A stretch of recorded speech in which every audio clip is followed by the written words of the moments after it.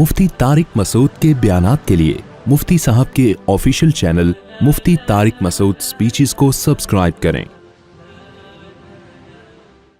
अस्सलामु अलैकुम वरहमतुल्लाहि वबरकातुहू। अल्हम्दुलिल्लाहि नहमदुहु व नुसल्ली अला रसूलिहिल करीम, अम्मा बाद फ़अऊज़ु बिल्लाहि मिनश शैतानिर रजीम, बिस्मिल्लाहिर रहमानिर रहीम। या अय्युहल्लज़ीना आमनू उदख़ुलू फ़िस्सिल्मि काफ़्फ़तन वला तत्तबिऊ ख़ुतुवातिश शैतान इन्नहु लकुम अदुव्वुम मुबीन। वक़ाल तआला इन तज्तनिबू कबाइर मा तुनहौना अन्हु नुकफ़्फ़िर अन्कुम सय्यिआतिकुम। वक्त चूँकि कम है, मैं आधा घंटा बयान करूँगा इंशाअल्लाह, 30 मिनट। तो और जब मैं 30 मिनट या आधा घंटा बयान करता हूँ तो वो सही बयान होता है अक्सर, क्योंकि टू द पॉइंट बात कहनी पड़ती है। दरमियान में दाएं बाएं बहुत सारी चीज़ों को स्किप करना पड़ता है। बस छोड़ दें इसको, तकल्लुफ़ को यार, ये तो और हवा भी रोक रहे हैं।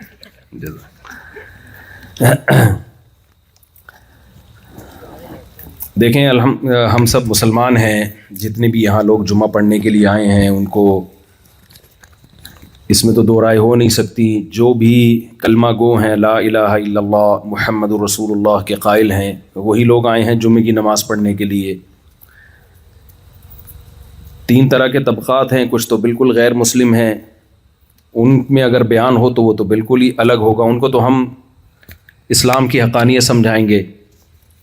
लेकिन जो मुस्लिम हैं उनमें भी अब दो तरह के मुस्लिम पैदा हो गए हैं, यानी पैदा तो नहीं हुए, बन गए हैं। एक जिनको इस्लाम पे इत्मीनान है लेकिन अमल नहीं हो पा रहा उनसे।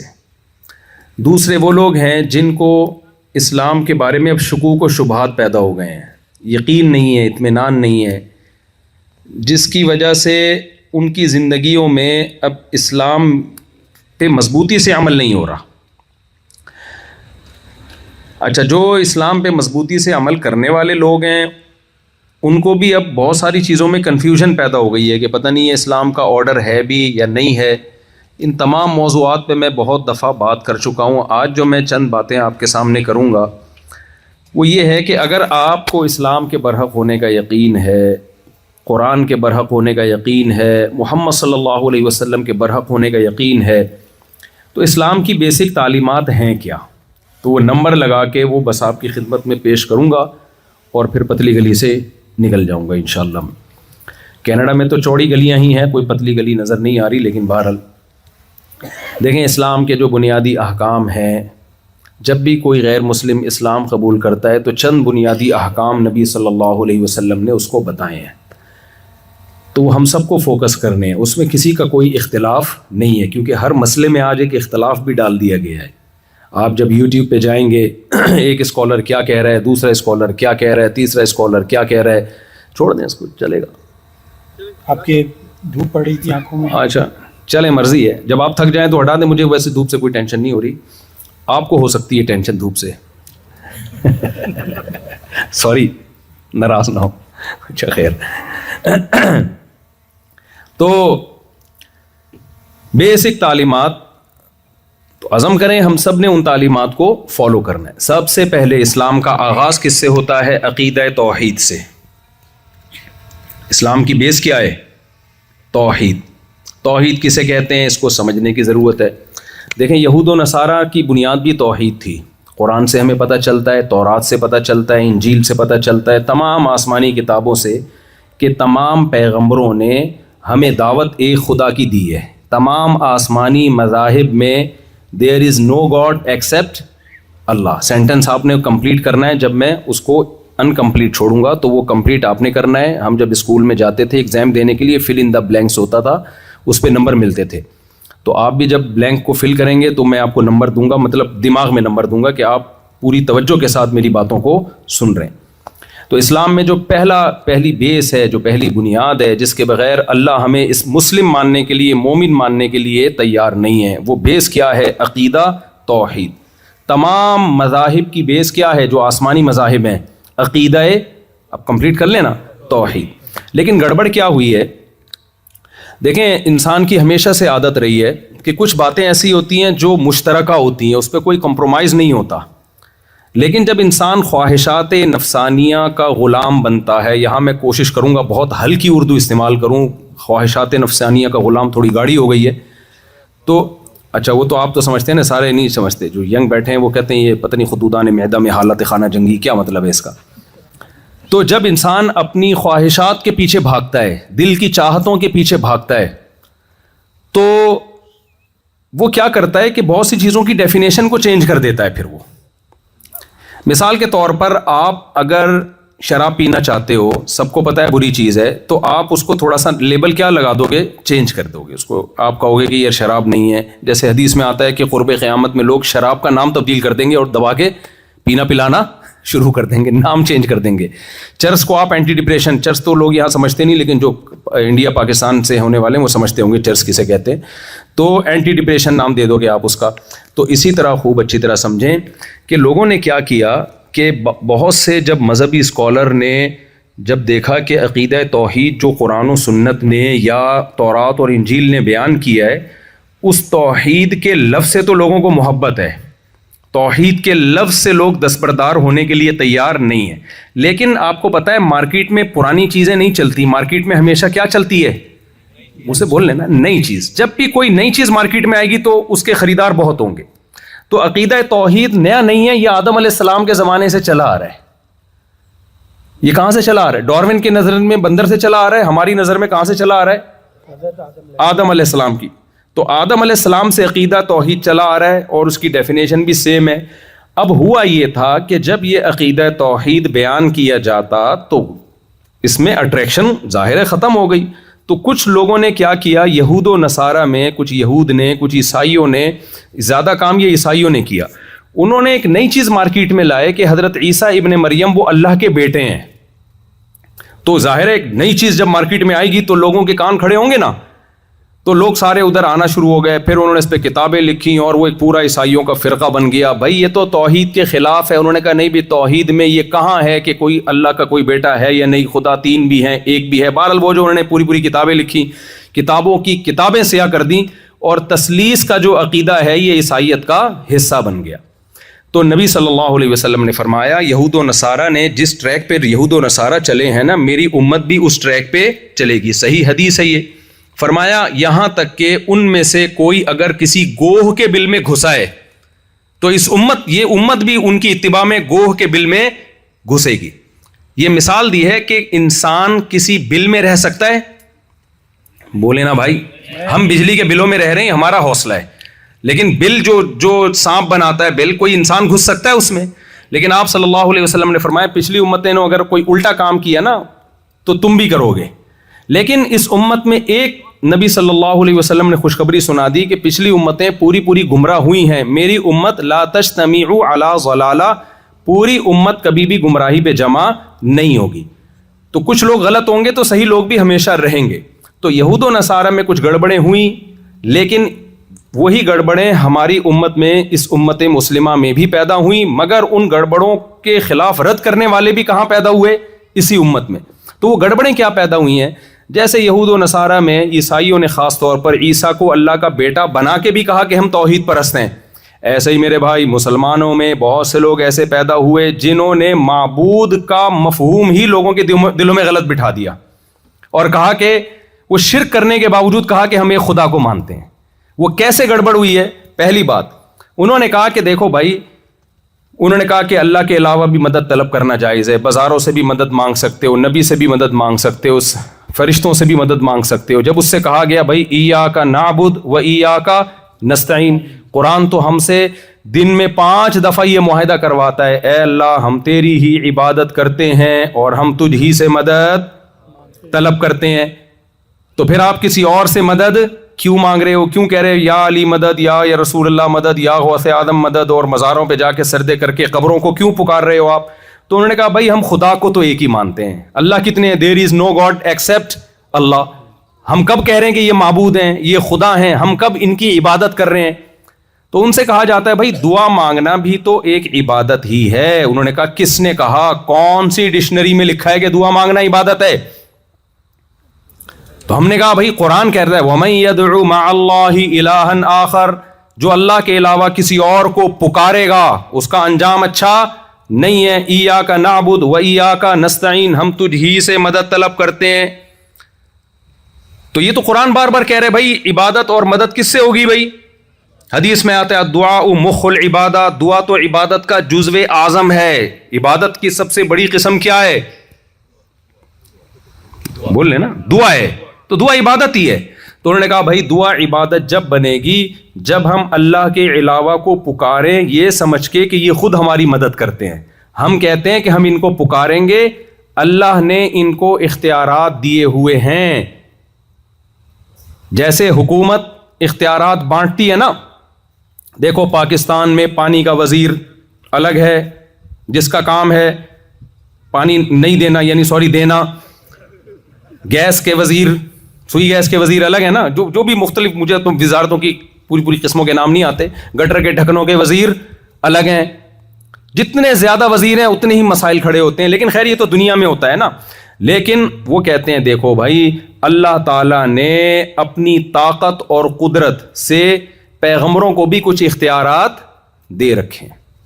یہ تو اللہ کے پاس ہے. بھائی اللہ کہتا ہے بھائی میں نے اولاد دینے کا اختیار فلاں کو دے رکھا ہے، میں نے جاب دینے کا اختیار فلاں کو دے رکھا ہے، میں نے فلاں کو اختیار فلاں کو دے رکھا ہے. تو اللہ اگر کسی کو اختیار دے دے تو ہم اللہ کو مانگیں یا اس سے مانگیں تو اس سے کوئی فرق نہیں پڑتا. تو خوب اچھی طرح سمجھ لیں یہ وہی گڑبڑ ہے جو کس نے کی تھی؟ یہود و نصارہ نے اپنے دین میں کی تھی. اللہ کہتا ہے میں نے اپنے اختیارات کسی کو، منہ سے سینٹینس کمپلیٹ کریں، ٹائم کا مقابلہ سخت ہے، دھوپ میں بیان ہو رہا ہے تو آپ کو ذرا میرا ساتھ دینا پڑے گا، پکا کر کے جا رہا ہوں نا سبق میں. تو اگر توحید ہی ڈھیلی ہے تو پھر آگے تو پروگرام بڑھ گیا. اسلام کا پروگرام شروع سے ہی کیا ہو گیا؟ برباد ہو گیا. تو عقیدہ توحید پہ کوئی کمپرومائز نہیں ہے بھائی. تو عقیدہ توحید میں بھائی قرآن کہتا ہے میں نے اختیارات کسی کو بولو نہیں دیے. مشرکین جو بتوں کے بارے میں عقیدہ تھا نا، ہم جب مشرک سے پوچھتے ہیں کہ یار ان پتھروں کے بنے ہوئے بتوں کو تم خود اپنے ہاتھوں سے بناتے ہو تو یہ تمہاری بگڑی کیسے بنائیں گے، یہ تمہاری حاجتوں کو کیسے پورا کریں گے؟ تو وہ جواب میں کیا کہتے ہیں؟ اتنی سینس تو ان میں بھی ہے کہ یہ کیا کر سکتے ہیں. وہ کہتے ہیں یہ خود نہیں کرتے، ان کو اختیارات کس نے دیے ہیں؟ اللہ نے دیے ہیں. اصل تو بھگوان وہ ہے جو آسمانوں پہ ہے، اصل تو وہی ہے، لیکن اس نے ان کو اختیارات دیے. اللہ کہتے ہیں میں نے کسی کو اختیارات نہیں دیے. اس شرک کی قرآن میں نفی ہے. ٹائم چونکہ کم ہے تو میں وہ آیتیں پڑھ کے سناتا کہ قرآن نے جو نفی کی ہے نا اسی شرک کی ہے، کیونکہ 2 خداؤں کے مشرکین بھی قائل نہیں تھے. مشرکین کب کہتے تھے کریٹر 2 ہیں؟ وہ کہتے بھائی ایک کریٹر ہے. وَلَئِن سَأَلْتَهُمْ مَنْ خَلَقَ السَّمَاوَاتِ وَالْأَرْضَ لَيَقُولُنَّ اللَّهُ. قرآن کہتا ہے جب ان سے پوچھا جاتا ہے خالق کون ہے، وہ سب بیک زبان ہو کے کہتے تھے کون ہے؟ اللہ. ہندو بھی کہے گا کون ہے؟ اللہ. سکھ بھی کہے گا کون ہے بھائی؟ اللہ. عیسائی بھی کہے گا کون ہے؟ اللہ. وہ نام انہوں نے چینج کر کے رکھے ہوئے لیکن کریٹر ایک ہی مانتے ہیں سب. تو کریٹر کو ایک ماننے سے آپ توحید پرست نہیں بن جاتے.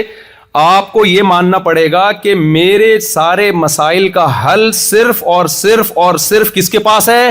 اللہ کے پاس ہے. یہاں جلدی سپیڈ میں ہوں چونکہ میں ایک اور اشکال، بعض حضرات پھر اس پہ ایک اشکال اٹھاتے ہیں بھائی کہ اگر اللہ کے علاوہ کسی سے مدد مانگنا حرام ہے تو پولیس سے کیوں مدد مانگتے ہو؟ اب دیکھو سیکیورٹی گارڈ ہے نا، مدد لے رہے ہیں ہم ان سے، بھائی دائیں بائیں سے کوئی ایسی حرکت کرنے کی کوشش نہ کرے جو کینیڈا میں آپ کے وقار کے خلاف.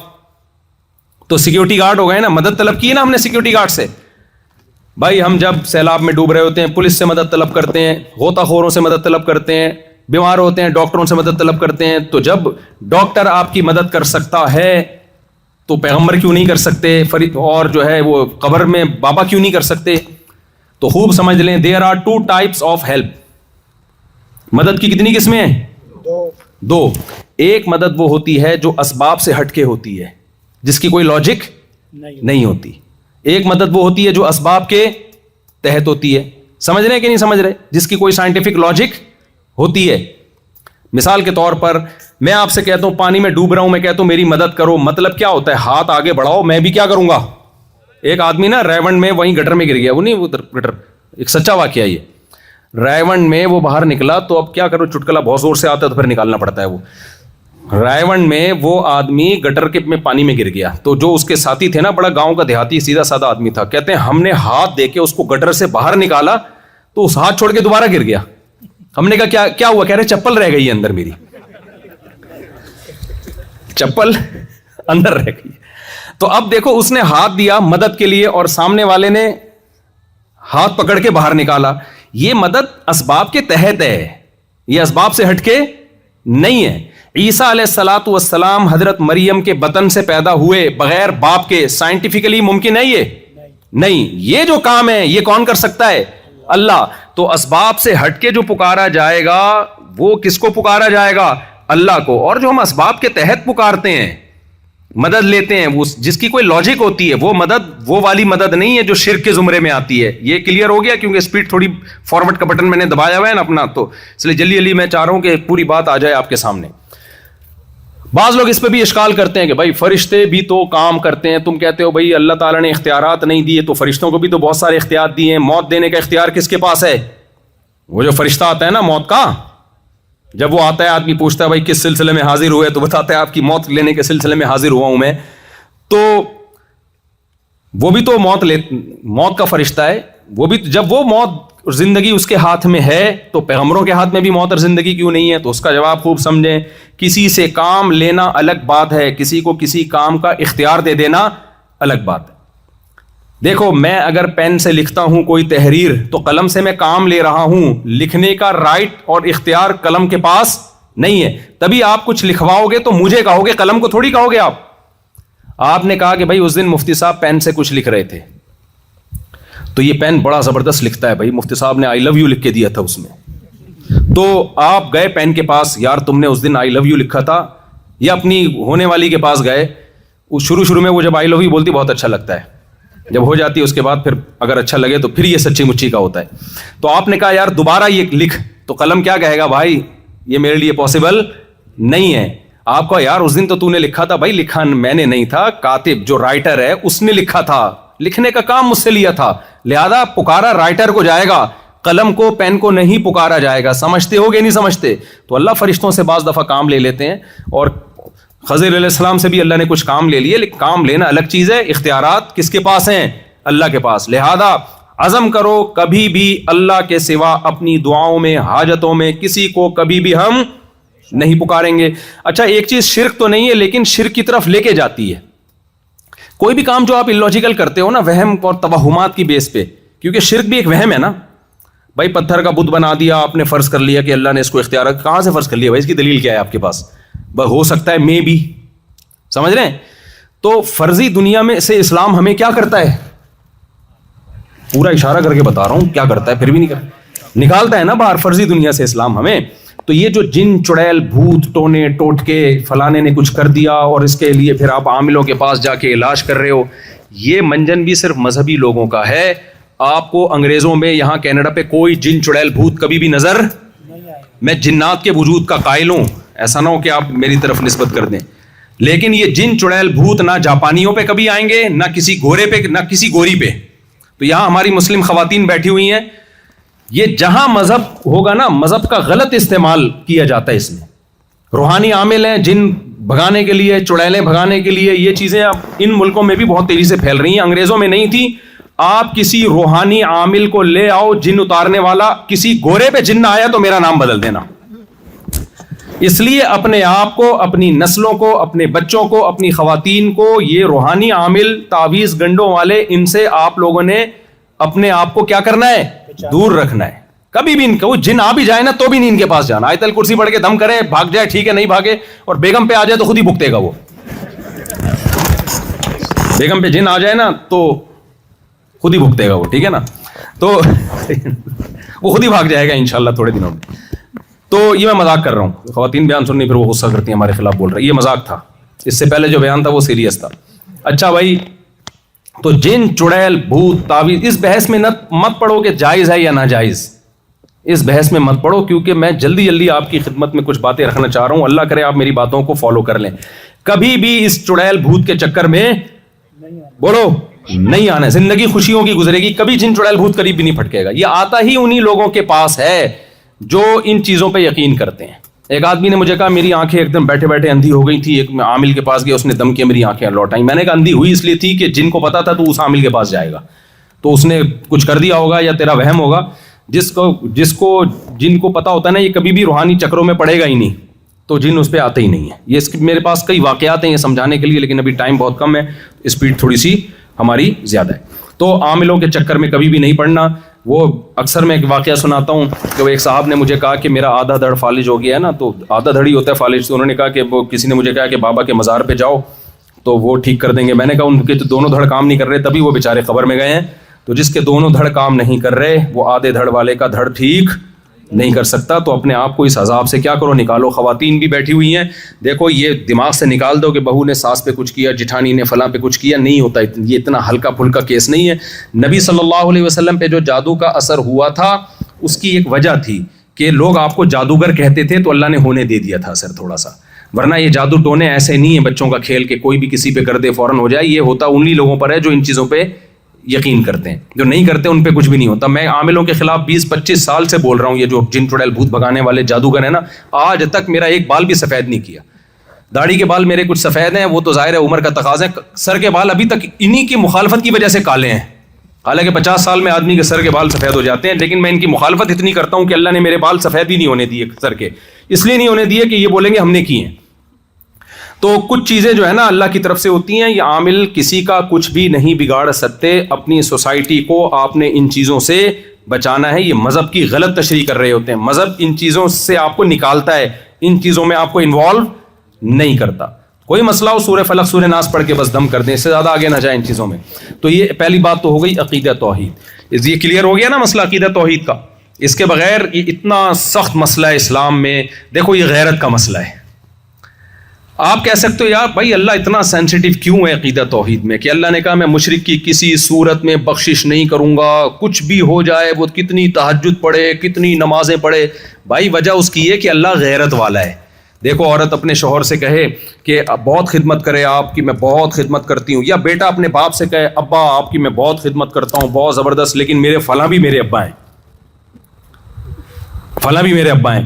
ابا کہے گا سب کچھ برداشت ہے, باپ ہونے میں شرک, بولو شرکت برداشت نہیں. عورت اپنے شوہر میں شرکت کر لے تو شوہر برداشت کر لے گا. اگر کر لے گا تو اس کا مطلب وہ پھر تھوڑا غیرت کا تھوڑا سا مسئلہ چل رہا ہے اس کے, ٹھیک ہے نا. اگر غیرت ہے تو وہ بد اخلاقی برداشت کر لے گا. بھائی وہ یہ نہیں کہے گا کہ میں بھی تمہارا شوہر اور فلاں بھی, میں نام لے لوں گا, وہ اکثر بیانات میں نام لے لیتا ہوں. نہیں وسیم کا نام ایسے موقع پہ مناسب نہیں ہے, ٹھیک ہے.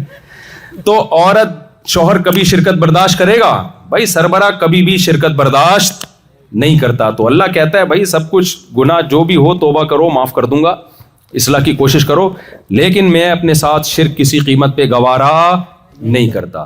تو یہ ہے تھوڑا سا مختصر عقیدہ توحید. اس کے بعد دوسرے نمبر پر اسلام میں میرے بھائی جس حکم کی سب سے زیادہ ویلیو ہے, جس میں کوئی اللہ کی طرف سے لچک نہیں ہے, وہ ہے فرض نماز. کیا چیز ہے وہ؟ اللہ نماز کے بغیر بھی اسلام ہمارا ماننے کے لیے تیار نہیں. آج بے نمازی بہت زیادہ ہو گئے ہیں. آپشنل ہو گیا ہے, نماز پڑھتا ہے کہ نہیں پڑھتا ہے. ونس اپون اے ٹائم یہ آپشنل نہیں تھا. نبی صلی اللہ علیہ وسلم کی حدیثوں سے ہمیں پتہ چلتا ہے, یہ جو بہت ساری حدیثیں آتی ہیں نا جن میں پتہ چلتا ہے جو نماز نہیں پڑھتا وہ اسلام سے خارج ہے. من ترک الصلاۃ متعمدا فقد کفر, جو نماز جان کے چھوڑ دے وہ کافر ہو گیا. ان حدیثوں کا مطلب علماء نے یہی بیان کیا کہ اس دور میں یہ ممکن نہیں تھا مسلم بھی ہو اور نماز چھوڑے. تو اس لیے آپ نے علامت بتائی ہے بھائی جو نماز پڑھتا ہے وہ مسلم ہے, جو نہیں پڑھتا تو سمجھ لو ہندو یا عیسائی ہے. کیونکہ اس دور میں یہ ممکن تھا ہی نہیں کہ ایک آدمی نماز، دیکھو اس کی مثال ایسے، آپ فوجیوں کو دیکھتے ہو پریڈ کے دوران، جو پینٹ شرٹ میں ہے، وردی میں ہے، وہ فوجی ہے، جو سول ڈریس میں گھوم رہا ہے وہ کوئی دائیں بائیں کوئی بندہ ہوگا، وہ فوج کا آدمی نہیں ہو سکتا. ایسا ہی ہے نا. لیکن کسی ملک کی فوج کرپٹ ہو جائے، ڈسپلن کی ایسی کی تیسی ہو جائے، تو آدھے لوگ فوج میں آدھے دھوتی، آدھے جو ہے نا وردی میں ہوں گے، آدھے دھوتی بنیان میں، آدھی چڈی پہن کے پریڈ کر رہے ہوں گے. اس کا مطلب اس کا نظام کیا ہو گیا ہے؟ خراب. تو بالکل ایسا ہی ہے، نماز مسلم کی وردی ہے. جب بھی نماز کا ٹائم ہوگا مسلمان نماز کی فکر کرے گا. تو اس لیے نبی نے فرمایا جو نہیں پڑھ رہا وہ کافر ہے. مطلب یہ نہیں کہ کافر ہے، مطلب یہ کہ اس دور میں یہ پاسبل ہی نہیں تھا کہ ایک آدمی ایمان کا دعویٰ بھی کرتا ہو اور نماز کے ٹائم پہ نماز نہیں پڑھتا ہو. یہ پاسبل ہی نہیں تھا. اس لیے آپ نے علامت بتائی ہے کہ بھائی سمجھ لینا کہ وہ ہندو یا عیسائی ہوگا، وہ مسلم نہیں ہو سکتا. اس لیے بھائی آپ جتنے یہاں لوگ بیٹھے ہوئے ہیں، نماز پہ کوئی کمپرومائز، بولو نا بھائی کیا ہو گیا؟ نہ جہاز میں نماز چھوڑنے کی اجازت ہے. میں بھی ایتھوپیا سے زیمبیا جا رہا تھا، وہ کنیکٹڈ فلائٹ تھی ایتھوپیا سے. جب فجر کی نماز پڑھ کے ہم اترے ہیں تو بہت سارے لوگوں کو دیکھو ایئرپورٹ پہ قضا وقت میں نماز پڑھ رہے ہیں. میں نے کہا یار آپ لوگ فلائٹ میں تھے، نماز کیوں نہیں پڑھی جہاز میں؟ انہوں نے کہا یار جگہ ہی نہیں تھی. بھائی میدان جنگ میں جگہ ہوتی ہے نماز پڑھنے کی. اللہ نے قرآن میں فرمایا کہ فَإِنْ خِفْتُمْ، اگر میدان جنگ میں ہونا، لڑائی چل رہی ہے اور نماز اب بہت مشکل ہو گئی ہے تمہارے لیے، بھائی کیسے، وہ تو مار دے گا دشمن. اللہ نے کہا کھڑے ہو کے پڑھ لو، بیٹھ کے پڑھ لو، سوار ہو کے پڑھ لو. ہیئت کو چینج کر سکتے ہو، قضا نہیں کر سکتے. کیوں؟ آگے اللہ نے فرمایا ان الصلاۃ کانت علی المؤمنین، ارے کیا حال ہے، خیریت سے؟ نماز کے بعد ملتے ہیں.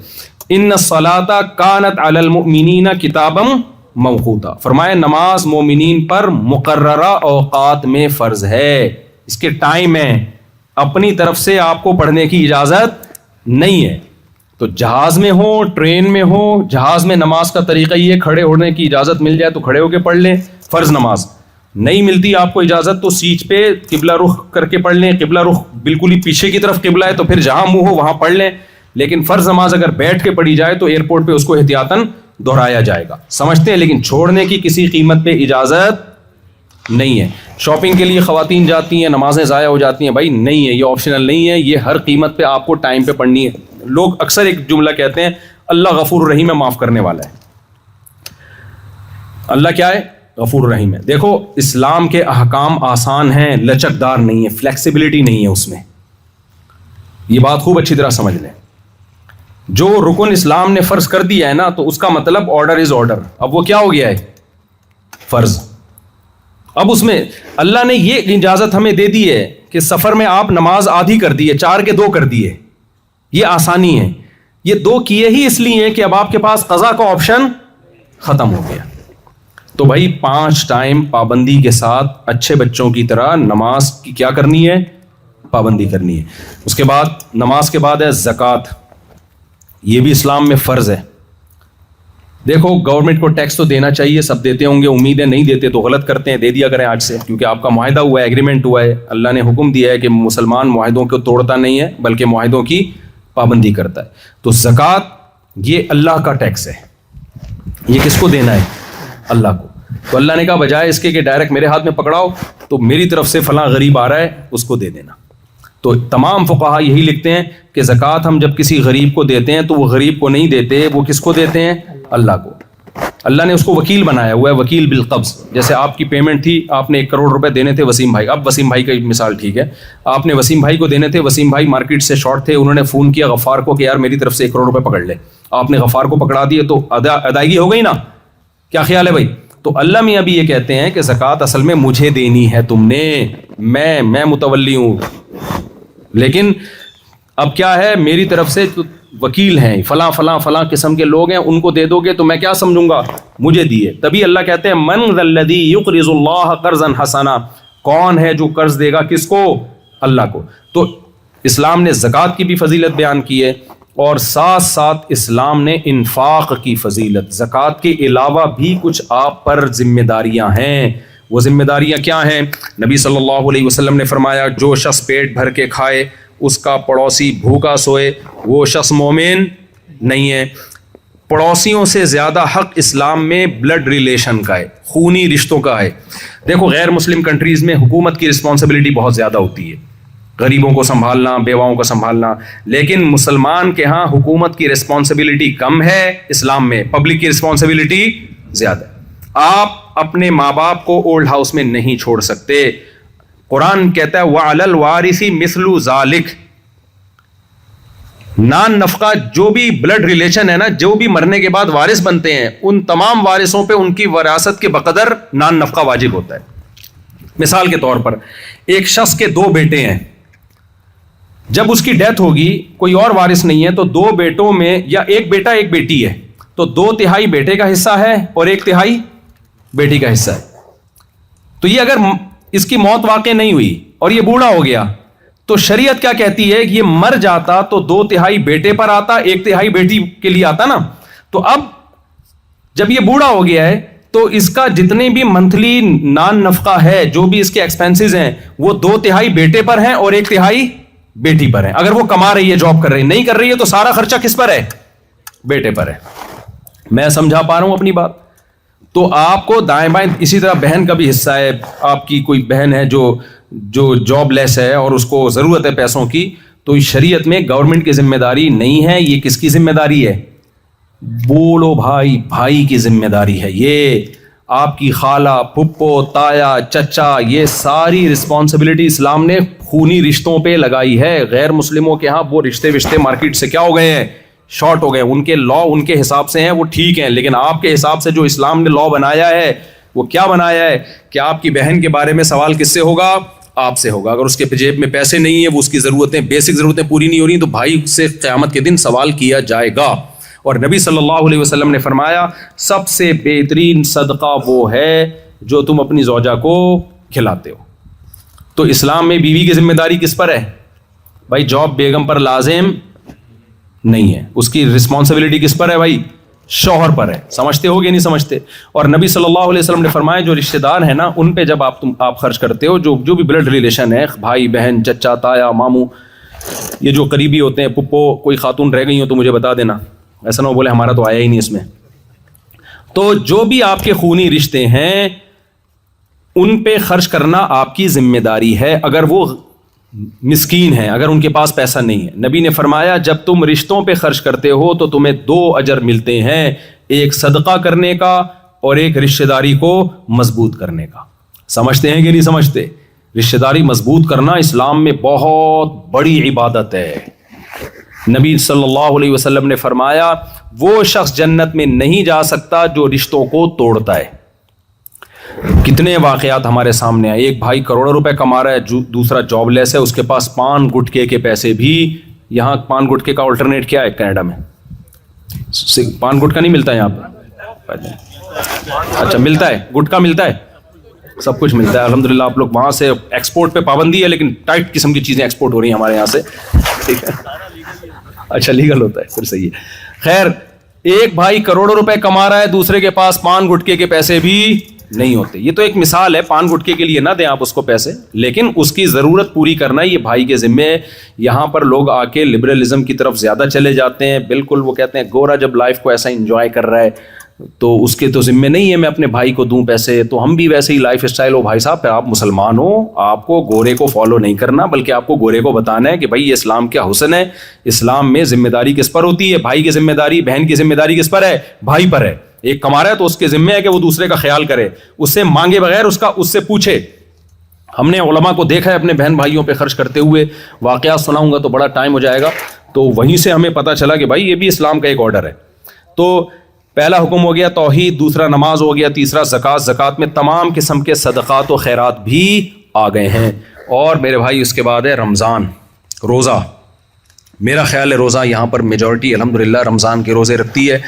تو روزہ، نفلی روزہ بھی رکھنا چاہیے، اور پھر زندگی میں ایک دفعہ حج ہے. یہ تو اسلام کے بنیادی احکام ہیں. کچھ چیزیں ایسی ہیں جو اسلام کی بنیاد تو نہیں ہے لیکن وہ اخلاقیات میں آتی ہیں. بہت زیادہ اہمیت، میں آپ سے 2 منٹ میں بس بات کمپلیٹ کرتا ہوں. وہ اخلاقیات میں آتی ہیں. دیکھو ہر قوم چاہتی ہے نا کہ ہر کنٹری چاہتا ہے کہ ہماری قوم مہذب ہو، تہذیب یافتہ ہو، آرگنائزڈ ہو. چاہتا ہے کہ نہیں چاہتا ہر کنٹری؟ اس میں جو مینرز ہوں، کیا خیال ہے، غیر اخلاقی حرکتیں نہ کریں، سب چاہتے ہیں نا. تو اسلام بھی چاہتا ہے بھائی. تو اسلام کے معیار تھوڑے سے ڈفرینٹ ہیں. تو اسلام کہتا ہے بھائی زنا اللیگل ہے، اسلام اس کو اخلاقی نہیں مانتا. لا تقربوا الزنا، قرآن کہتا ہے زنا کے قریب بھی مت پھٹکو. زنا کا آلٹرنیٹ کیا ہے؟ نکاح. اب عیسائیت میں تو نکاح کو بھی پسند نہیں کیا گیا، ٹھیک ہے نا. پادریوں کے ہاں کچھ تھوڑا سا ہے، وہ ان کا فرقے ہیں بہت سارے، کچھ کہتے ہیں کرنا چاہیے، کچھ کہتے ہیں نہیں کرنا چاہیے.